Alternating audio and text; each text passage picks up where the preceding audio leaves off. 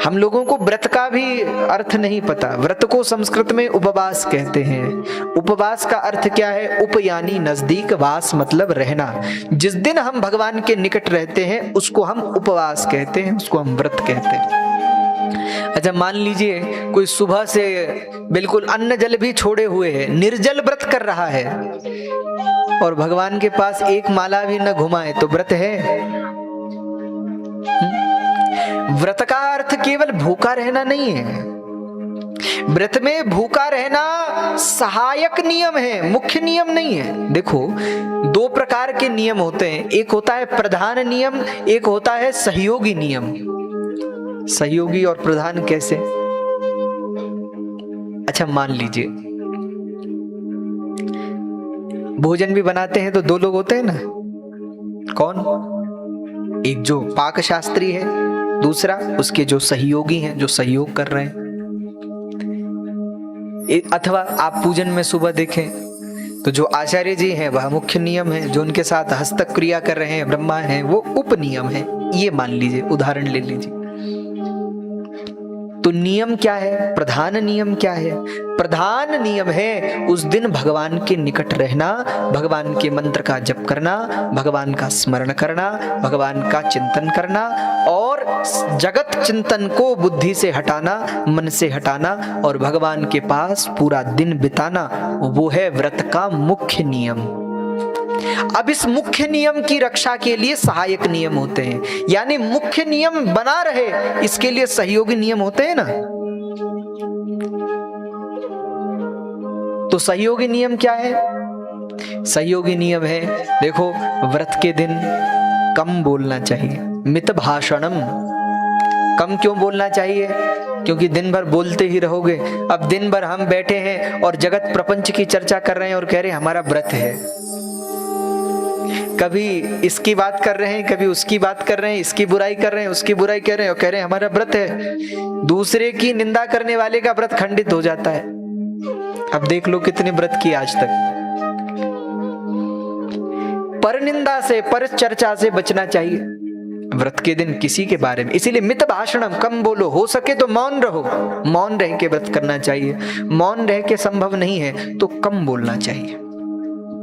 हम कम बोलते हैं तो बहुत सारी चीजें अच्छी हो जाती हैं। यानी कम बोलेंगे तो किसी की चर्चा नहीं करेंगे, कम बोलेंगे तो झूठ भी नहीं बोलेंगे। हाँ, तो जितना हो सके कम बोलना चाहिए व्रत के दिन। दूसरा सहयोगी नियम क्या है? महाराज, कम भोजन करना चाहिए, अल्पाहारी। तो अल्पाहारी कम भोजन क्यों करें? बोले भोजन ज्यादा करेंगे तो फिर आलस्य आएगा, आलस्य आएगा तो निद्रा देवी आएंगे और निद्रा देवी आएंगे तो कई लोगों को हमने देखा वो व्रत के दिन ज्यादा सोते हैं। हाँ, व्रत के दिन ज्यादा सोते हैं। एक हमारे मित्र ही थे, बहुत पुरानी बात है। तो व्रत का दिन था, सो महाराज वो तो सो गए, सो 1 बजे के आसपास ही सो गए, आराम से उठे 5 बजे के आसपास। तो हमने कहा भाई व्रत है, सो रहे हो, सोए क्यों? अरे बोले बस क्या कहें, भूख बहुत लगती है, तो नींद में रहेंगे तो भूख नहीं लगेगी, इसलिए सो जाते हैं। बताओ, अरे तो व्रत में भूखा रहने का अर्थ क्या है?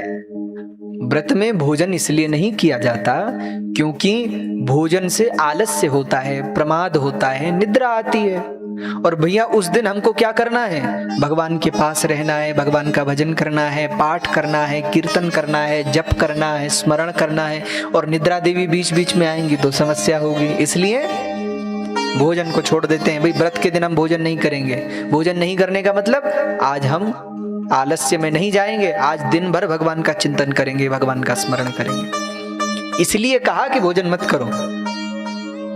लेकिन हम लोगों ने क्या किया?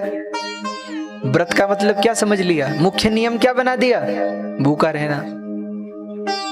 और बाकी भगवान का भजन कर दिया, सहयोगी हो तो ठीक, न हो तो भी ठीक। अरे व्रत का मतलब है उस दिन भगवान के पास बैठो, जगत की प्रवृत्ति मार्ग को छोड़ दो, प्रवृत्ति से मन को हटा दो। देखो आप लोग माला जपते हो ना, माला जप करते हो तो एक एक दाना करके जब आगे बढ़ते हो और पूरी माला हो जाती है तो सबसे आखिरी में किस पर पहुंचते हो? एक बीच में बड़ा दाना होता है, उसको क्या कहते हैं? पता है आपको क्या कहते हैं? सुमेरु। तो जब सुमेरु पर पहुंचते हैं तो क्या करते हैं? रुक जाते हैं ना। सुमेरु क्या है पता है आपको? सुमेरु ही व्रत है। हमारे जीवन की प्रवृत्ति की माला चलती रहती है, काम कर रहे हैं, नौकरी कर रहे हैं, जॉब कर रहे हैं, परिवार देख रहे हैं, बच्चों को देख रहे हैं, घर बार देख रहे हैं, लोगों को देख रहे हैं, इसको देख रहे हैं, उसको देख रहे हैं, माला चलती ही रहती है हमारी प्रवृत्ति की। और फिर एक दिन आ जाता है व्रत का दिन, जो भी आप व्रत करते हो वो व्रत का दिन यानी सुमेरु, भैया बस रुक जाओ। आज हम किसी से बात नहीं करेंगे, किसी से बोलेंगे नहीं, किसी की कुछ करेंगे नहीं, कुछ नहीं करेंगे। दिन भाई आप देखो, रोज ही हम परिवार को देखते हैं, घर को देखते हैं, बच्चों को देखते हैं, सबको देखते हैं, जो आता है उसको देखते हैं। भाई आज हमारा व्रत है, आज हम कुछ नहीं करेंगे। आज क्या है? आज हॉलीडे है, आज छुट्टी। तो आज हम क्या करेंगे? आज हम केवल भगवान का स्मरण करेंगे और कुछ नहीं। तो भोजन करेंगे नहीं तो बनाना भी नहीं पड़ेगा, उसमें भी समय नहीं जाएगा।